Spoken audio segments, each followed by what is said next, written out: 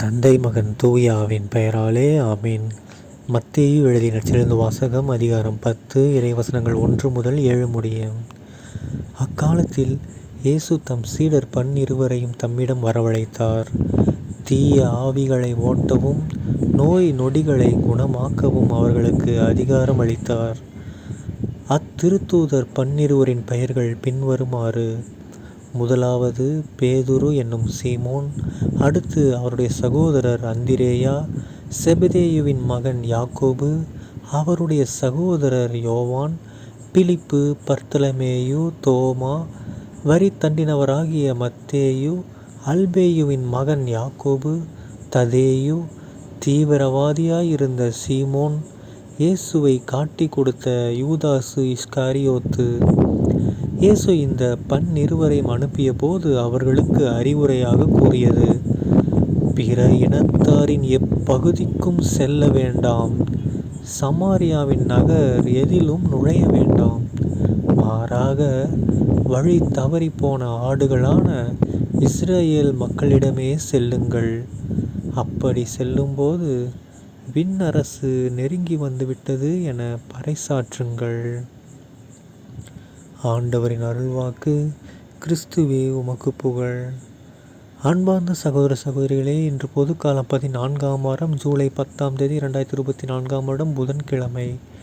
இன்றைய நற்செய்தியில் பாருங்கள், நம்ம இயேசு கிறிஸ்து ஆண்டவர் தன்னுடைய சீடர்களை நியமிக்கிறார். ஓகேங்களா? 12 சீடர்களை நியமித்து என்ன சொல்கிறாரு? அவங்களுக்கு செம்ம பவர் கொடுக்குறாரு. என்ன பவர்? தீய ஆவிகளை ஓட்டுறதுக்கு, நோயை குணமாக்குறதுக்கு அவங்களுக்கு அதிகாரம் அளிச்சிடாரு. ஓகேங்களா? ஸோ அவங்க போய் என்ன பண்ணுவாங்க? இயேசுவின் பெயரால் சொல்கிறேன், தீய ஆவியை ஓடிப்போ அப்படின்னா பட்டார் தமிழ் டுமில்னு உளுந்தடிச்சு எழுந்துச்சி ஓடிடும். ஓகேங்களா?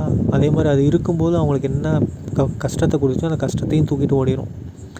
அதே மாதிரி நோய் நொடிகள், எல்லா நோய் நொடியும் என்ன குணமாகிட்டு போயிட்டே இருப்பாங்க. அதுவும் சில பேர் என்ன பண்ணுறாங்க, இறந்தவங்கள உயிர்ப்பிச்சுட்டு இருந்தாங்க. ஸோ அந்தளவுக்கு பவர் ஏசப்பா கொடுக்குறாரு, அதிகாரம் கொடுத்துட்டாரு.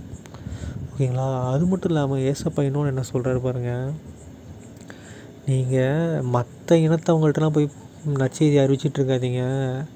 ஏன்னா நம்ம இனத்தில் இருந்தே இன்னும் தவறி போனவங்க திரும்ப வர்றதுக்கு நிறையா தேவைப்படுது. ஸோ முதல்ல என்ன பண்ணுங்கள், நம்மளோட இனத்துலேருந்து தவறி போனவங்கள முதல்ல தேடுங்க அப்படின்றாரு. ஓகேங்களா? இது அப்போ சொன்னவர், ஆனால் இப்போ நமக்கே சொன்ன மாதிரி இருக்குது. கரெக்டுங்களா? ஏன்னா இப்போ ஏதாவது ஒரு இந்துவை கூப்பிட்டு மனம் மாற்றி கிறிஸ்தவனாக மாற்றுறதுக்கு பதிலாக என்ன பண்ணலாம், நம்ம முதல்ல கிறிஸ்தவனாக வாழ்ந்துட்டு இருக்கோமான்னு முதல்ல யோசித்து பார்க்கணும். ஓகேங்களா? கிறிஸ்து அவனா, கிறிஸ்து அவளாக வாழ்ந்துட்டுருக்கோமா? இயேசு காட்டின வழியில் தான் நடந்துகிட்ருக்கோமா? இல்லை உலகம் போகிற போக்கில் ஏதோ இந்த 2Kன்றாங்க அந்த மாதிரி வாழ்க்கை வாழ்ந்துட்டுருக்கோமா? தவறான வாழ்க்கை, சிற்றின்ப வாழ்க்கை, அந்த மாதிரி வாழ்ந்துட்டுருக்கோம். ஆனால் வெளியில் கேட்கணும், நீ என்ன பண்ண, நான் கிறிஸ்டின் அப்படின்னு நம்ம வெளியில் சொல்லிக்கிறோம். ஆனால் வாய்ப்பில்லை ராசா மோட்சத்துக்கு. சரிங்களா?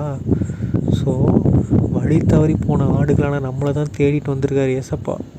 முதல்ல என்ன பண்ணோம், அவர் காட்டின வழியில் போனால் தப்பிச்சோம். அவர் கூடயே போயிட்டு மோட்சத்தில் போய் செட்டில் ஆகிடலாம் இறந்த பின்னாடி. இல்லைன்னா வழி தவறி போய் நரகத்தில் போய் மாறிக்க வேண்டியதான். அது செம்மையாக இருக்குது அப்படின்னு போய் கடைசியில் நரகத்தில் தான் போய் விழுவணும். ஓகேங்களா? இதுக்கு மேலே இதை எக்ஸ்பிளைன் பண்ண வாய்ப்பில்லை. உங்களுக்கு நிறைய விஷயம் புரிஞ்சிருக்கும், இதிலேருந்தே தெரிஞ்சிருக்கும்.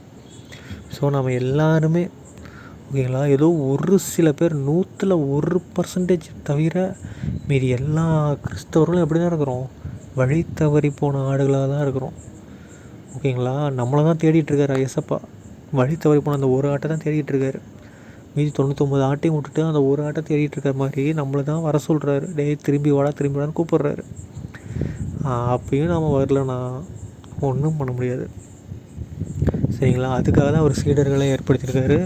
இப்போ பார்த்திங்கன்னா குருக்கள் அதுக்காக தான் பாடுபடுறாங்க. சர்ச்சில் ஃபாதர்ஸ் அதுக்காக தான் என்ன பண்ணுறாங்க, எல்லோரும் ஒழுங்காக சண்டேவாவது மாதம் அட்டன் பண்ணுறா, முழு பூசி அட்டன் பண்ணுங்க, பாவம் செய்தனை செய்யுங்க அப்படின்னு சொல்லி ஃபாதர்ஸ் தான் வேண்டிகிட்ருக்காங்க.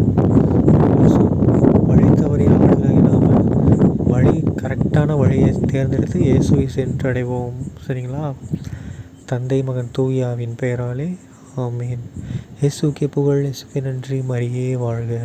இயேசுவின் ரத்தம் ஜெயம். அல்லேலூயா. Praise the Lord.